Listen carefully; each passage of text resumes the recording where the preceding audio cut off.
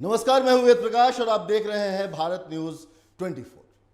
हम भले ही इस बात का दम भरे कि हम लोकतंत्र में जी रहे हैं, लेकिन यह सब कहने की बात भर है। दरअसल हमारे देश का कुछ हिस्सा ऐसा है जहां लोकतंत्र की जगह गुंडा तंत्र काम करता है। हैरानी जैसी कोई बात नहीं, क्योंकि हम जिस इलाके की बात करने जा रहे हैं वहां ऐसी घटनाएं आम बात है।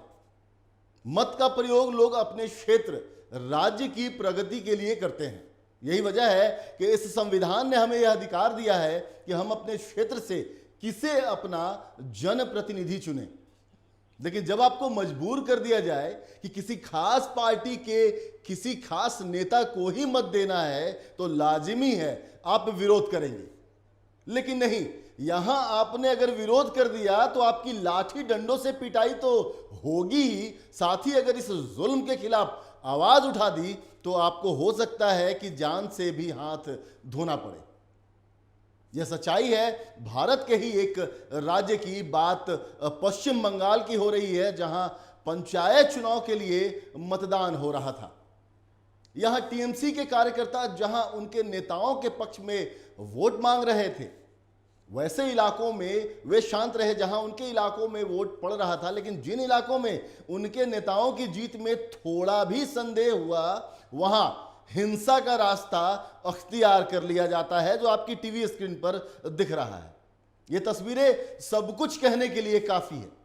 पश्चिम बंगाल के मुर्शिदाबाद और कूच बिहार समेत कई जगहों पर पंचायत चुनाव हिंसा की भेंट चढ़ गए। टीएमसी के खिलाफ लड़ रहे दूसरी पार्टियों के 7 से अधिक कार्यकर्ताओं की मौत हो चुकी है और कई गंभीर रूप से घायल भी हैं, जिनका इलाज चल रहा है। कई जगहों पर धारदार हथियार वार कर किसी की जान ले ली गई, तो कई जगहों पर खुलकर गोलीबारी की गई और साथ ही साथ बम भी फेंका गया। गुंडागर्दी करने वालों की हिम्मत तो देखिए कि वे पुलिस के सामने ही चुनाव अधिकारियों और मतदाताओं को धमकी देते नजर आए। हालांकि पश्चिम बंगाल में इस तरह की ये कोई पहली घटना नहीं घटी है, बल्कि जब भी चुनाव होते हैं तो टीएमसी के नेताओं और कार्यकर्ताओं की गुंडई हमेशा सामने आती है। बावजूद इसके न ही चुनाव आयोग इसे गंभीरता से लेता है, न ही केंद्र सरकार और न ही राज्य सरकार। वहीं उल्टा चोर कोतवाल को डांटे वाली कहावत चरितार्थ तब होती है जब पश्चिम बंगाल की ही एक मंत्री इन घटनाओं के लिए केंद्रीय बलों को जिम्मेदार ठहराती है। सुनाते हैं उन्होंने क्या कुछ कहा। Tragic incidents have unfolded the night before the voting, which has just started this morning in the Panchayat elections in West Bengal. The BJP, CPM and the Congress, who had colluded together, they were clamoring for the central forces. Where is the deployment? Why have the central forces failed to protect the citizens? Trinamool Congress workers have been murdered. 2 have been shot at in Domkol. And those who were asking for deployment, and they were saying that these central forces were the guardians of peace. The guardians have failed. They have faltered to protect the rights of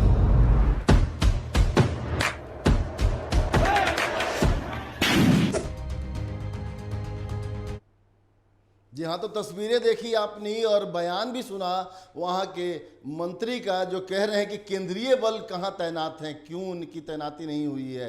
भाई, तो इसके लिए जिम्मेदार कौन है? मंत्री जी, राज्य आपका, सरकार आपकी, और ये पहली घटना नहीं है। हमेशा बंगाल में चुनाव जब भी होते हैं तो वहाँ पे इस तरह की घटनाएं बिल्कुल आम होती है। और तस्वीरें ये बयां करने के लिए काफ़ी है कि गुंडई किस कदर की जा रही है वहाँ पर, किस तरह पुलिस के होते हुए पुलिस के सामने ही मताधिकारियों को मतदान कराने वाले जो अधिकारी हैं, पीठासीन पदाधिकारी हैं, उनको धमकी दी जा रही है, आग लगा दिया जा रहा है, गोली जलाई जा रही है, बम फेंका जा रहा है। दूसरे पार्टी के जो वहाँ बैठे हुए एजेंट हैं उनके साथ मारपीट की जा रही है और जो ज़्यादा विरोध कर रहे हैं उनकी हत्या तक कर दी जा रही है। तो ये आलम है पश्चिम बंगाल का। क्या वाकई वहां लोकतंत्र खत्म हो गया है? यह कहना शायद एक सवाल है, गंभीर सवाल है और बड़ा सवाल है। और ये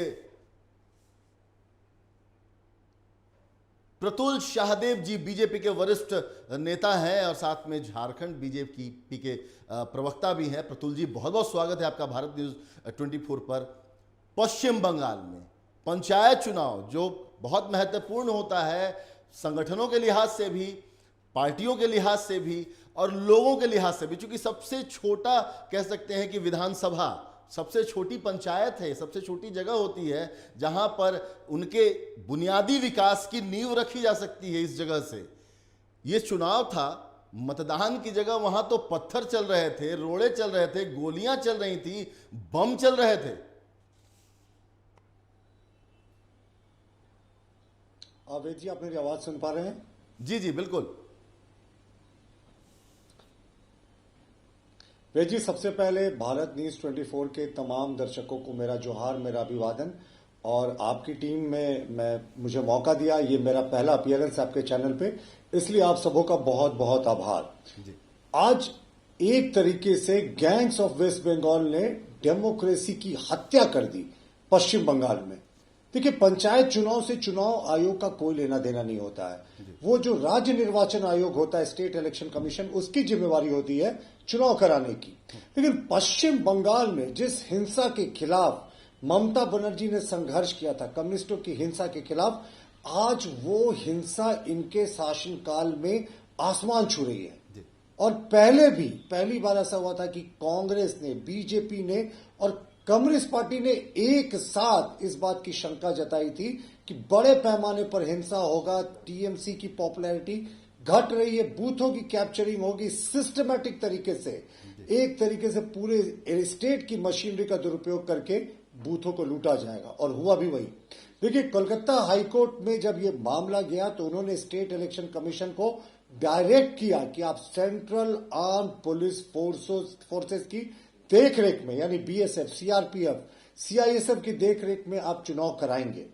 और आपको पता है, ये शायद देश के इतिहास में पहली बार हुआ कि हाई कोर्ट के निर्देश पे केंद्र ने 822 कंपनियां सेंट्रल आर्म पुलिस फोर्सेस की वेस्ट बंगाल भेजी। 822 कंपनियां, ये कोई मजाक नहीं है। लेकिन क्या स्टेट इलेक्शन कमीशन और राज्य सरकार ने उनका सदुपयोग किया? बिल्कुल नहीं किया। उनको बैरकों में बैठा कर रखा, उनको हेडक्वार्टर्स में बैठा कर रखा, उनको फील्ड में नहीं भेजा। और जब हम और आप बात कर रहे हैं, अभी से सिर्फ 1 घंटे पहले बीएसएफ ने आधिकारिक तौर पर चिट्ठी लिखकर स्टेट इलेक्शन कमीशन को कहा है कि आपने हमें सेंसिटिव बूथ्स की ना लिस्ट दी, ना हमारी पोस्टिंग की वहां पर। तो फिर ऐसे में चुनाव में हमारे डिपुटेशन का क्या मतलब था? तो एक तरीके से जैसी तस्वीरें आई साहब, ये शर्मसार करने वाली थी।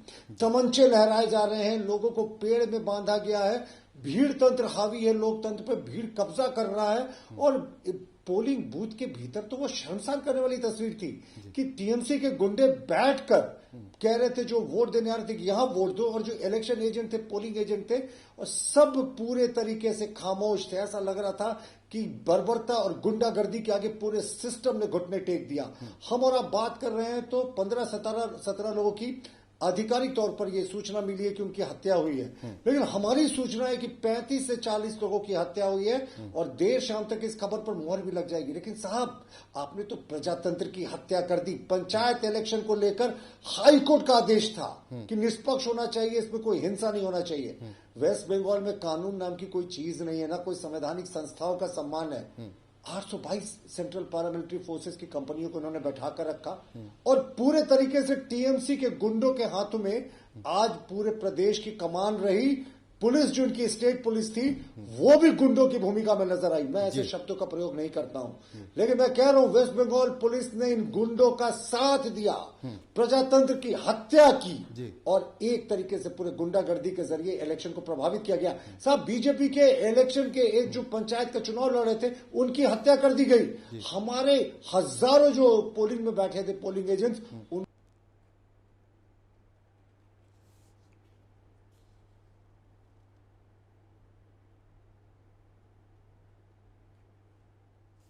स्टेट स्पॉन्सर्ड जो था, ये पूरा खेल था। स्टेट स्पॉन्सर्ड वायलेंस था साहब, ये राज्य संपोषित वायलेंस था। जी जी प्रतुल जी, एक महत्वपूर्ण सवाल, आखिर निर्वाचन आयोग क्या कर रहा है? एक बड़ी जिम्मेदारी होती है राज्य निर्वाचन आयोग की। आपने कहा कि एक पत्र लिखा गया बीएसएफ की तरफ से, 822 कंपनियां वहां मौजूद थी, लेकिन उनका इस्तेमाल नहीं किया गया। पुलिस ने क्या किया ये सबके सामने है। पुलिस के सामने जिस तरह से पीठासीन पदाधिकारियों को गाली दी जा रही थी, धमकी दी जा रही थी, उनके सामने तोड़फोड़ की जा रही थी, पुलिस इतनी बेबस, इतनी लाचार, क्या पुलिस अपने आप में सक्षम नहीं है इस तरह की गुंडागर्दी को रोकने के लिए? पुलिस फोर्सेस को, सेंट्रल फोर्सेस को तब डिप्लॉय किया जाता है जब पुलिस सक्षम न हो, तब। तो क्या मान लिया जाए कि पश्चिम बंगाल की पुलिस निरंकुश हो चुकी है?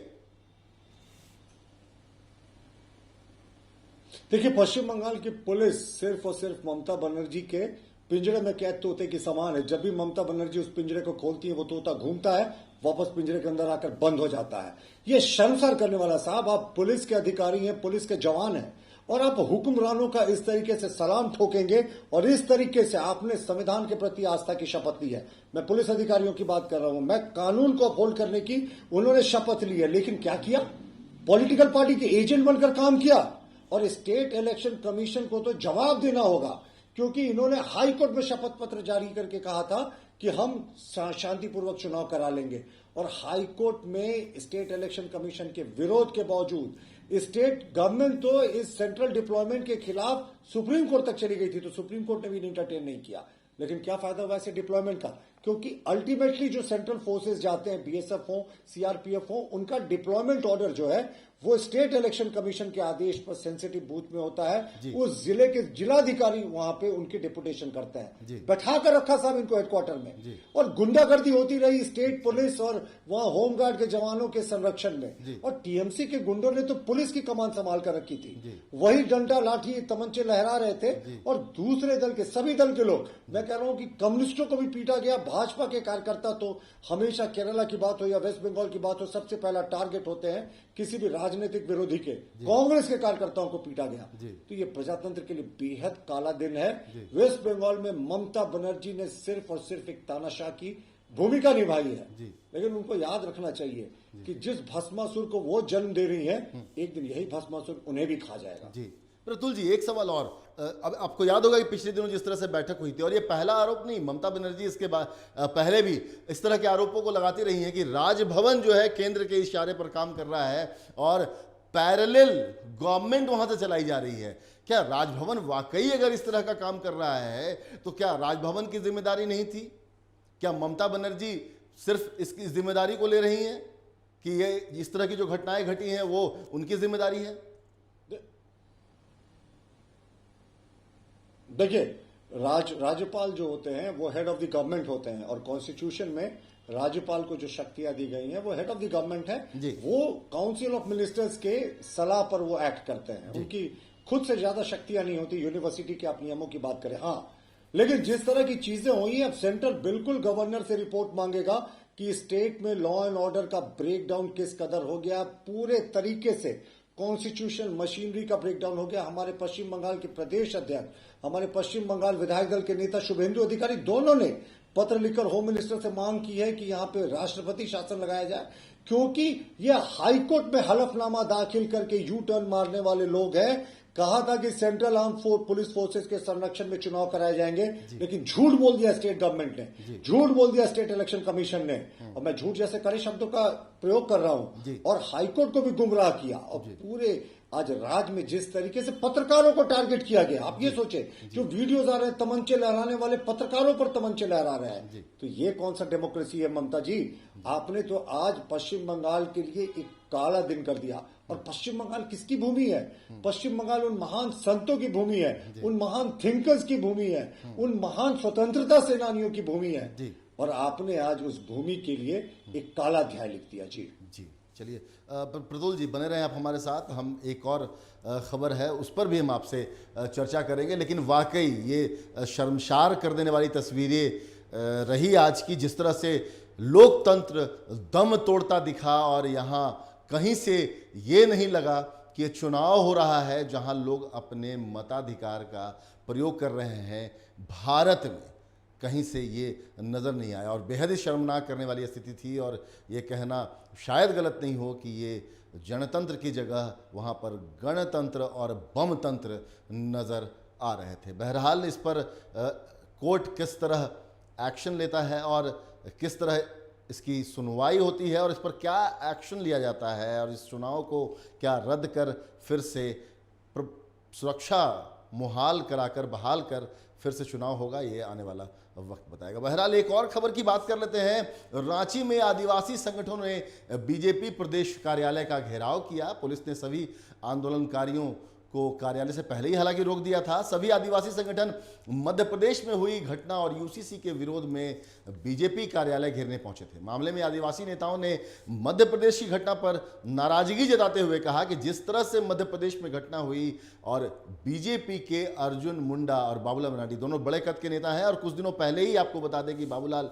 मरांडी को बीजेपी का प्रदेश अध्यक्ष भी बनाया गया है झारखंड का और अर्जुन मुंडा केंद्रीय मंत्री भी हैं। उन्होंने कहा कि जिस तरह से ये दोनों नेता चुप्पी साधे उससे कहीं आदिवासी समाज व्यथित है। मध्य प्रदेश की घटना और यूसीसी के विरोध में आदिवासी समाज लगातार आंदोलन कर रहा है, मगर अपने आप को आदिवासी नेता समझने वाले बड़े नेता जिनमें बाबूलाल मरांडी अर्जुन मुंडा जैसे नेता हैं वो चुप्पी साधे हुए हैं।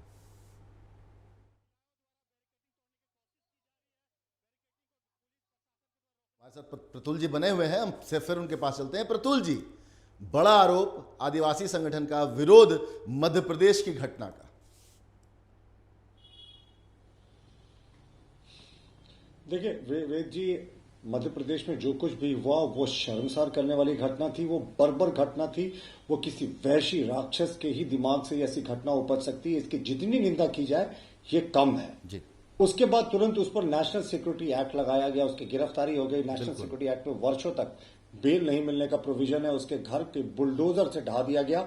शिवराज सिंह चौहान ने इतनी हिम्मत दिखाई कि उन्होंने सार्वजनिक रूप से उसके पैर धोकर माफी मांगे और उस पानी को सर पर लगाया। लेकिन हमारे मुख्यमंत्री हेमंत सोरेन को देखिए ना, नेशनल क्राइम रिकॉर्ड ब्यूरो के आंकड़े की मैं बात कर रहा हूं, कोई ये प्रतुल शाहदेव का खुद का आंकड़ा नहीं है। 5,500 बेटियों के साथ 3.5 वर्षों में बलात्कार हुआ है, जिसमें से 1/3 से ज्यादा आदिवासी बेटियां हैं। करीब 600 दलित बेटियां भी हैं। आज बरवाडी में भी 2 दलित बेटियों के साथ 1 हफ्ते तक 4 लोगों ने दुष्कर्म किया। पुलिस 1 हफ्ते बाद ही उन तक पहुंच पाई।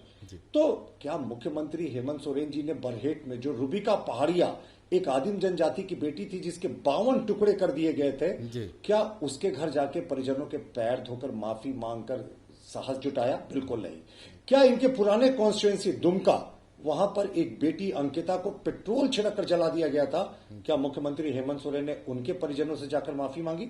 आपको याद है कि बहुत फेमसली 15 दिन बाद उनके भाई जब दुमका आए थे, उनसे पूछा गया कि आप अंकिता के घर क्यों नहीं गए अभी तक? तो कहे मैं अंडरवियर खरीदने दिल्ली गया हुआ था। तो सत्ता के शीर्ष में तथाकथित आदिवासी राज में आदिवासी हुक्मरानों का इसी तरीके का व्यवहार है। तो हमारा तो आग्रह था, जो आज धरना देने आए थे या घेराव करने आए थे उन लोगों से, कि जितनी बर्बरता आदिवासियों से हेमंत सोरेन की सरकार के राजपाट में हुई है, उतनी बर्बरता तो कभी नहीं हुई।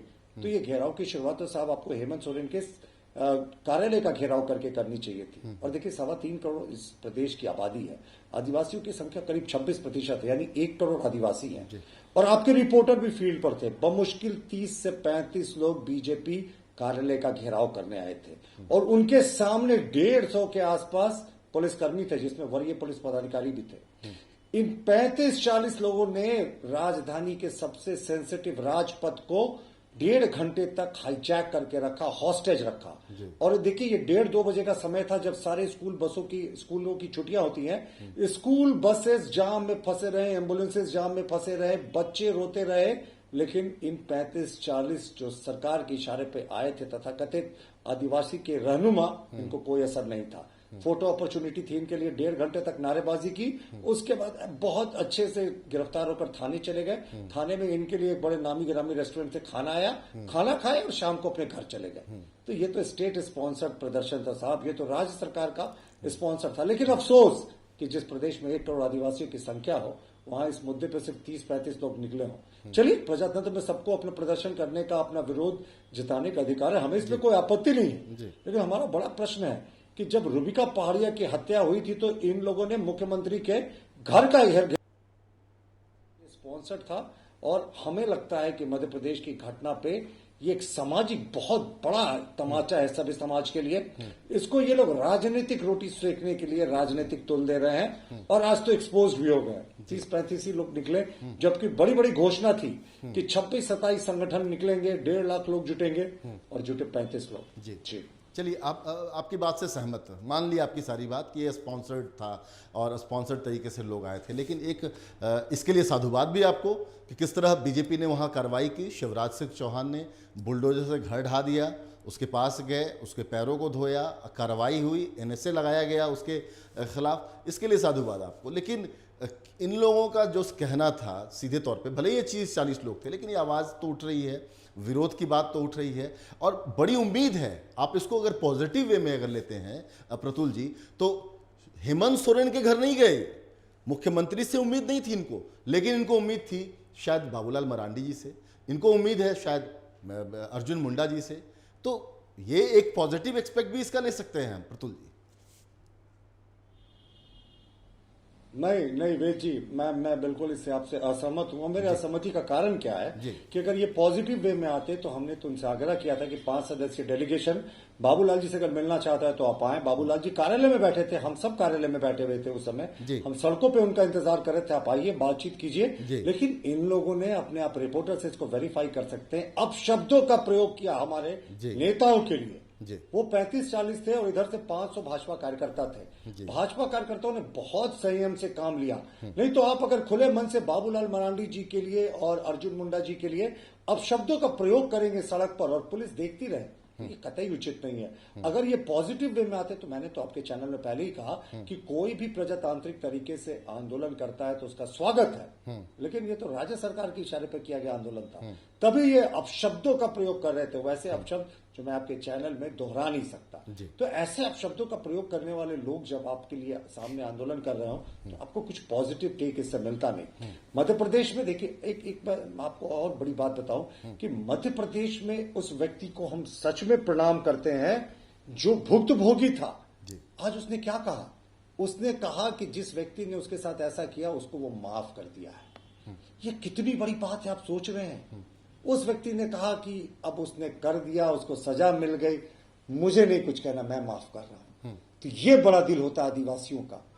लेकिन किसी भी तरीके से वो माफी के काबिल नहीं है व्यक्ति, उसने पूरे होश हवास में इस तरह की चीज कही। कानून तो अपना पूरा कठोरता से उसके साथ डील करेगा, लेकिन उस व्यक्ति की सोच को साधुवाद है साहब, जो आज भी इतनी बर्बर घटना के बाद भी उस व्यक्ति को माफ करने के लिए तैयार है। और कहां ये तुच्छ राजनीति करने वाले लोग जो सड़क पर आते हैं, 1.5 घंटे तक स्कूल बसेस को रोक कर रखते हैं और हमारे नेताओं के खिलाफ अपशब्द कहते हैं और हम संयम बरतते हैं। ये हमारी संस्कृति है।